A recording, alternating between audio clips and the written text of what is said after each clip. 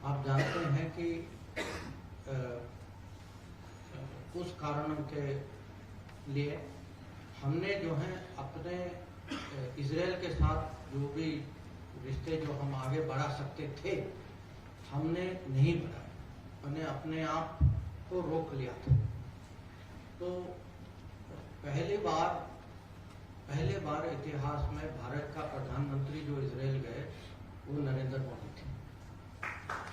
और हमें सोचना चाहिए कि क्योंकि पूरी देश जानती है कि हमें उस कोऑपरेशन में हमें बहुत फायदा है, उसके बावजूद हम लोगों ने अपने आप को रोक रखा था राजनीतिक कारण के।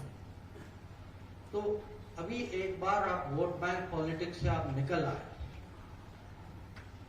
तो फॉरेन पॉलिसी पर भी असर पड़ता है।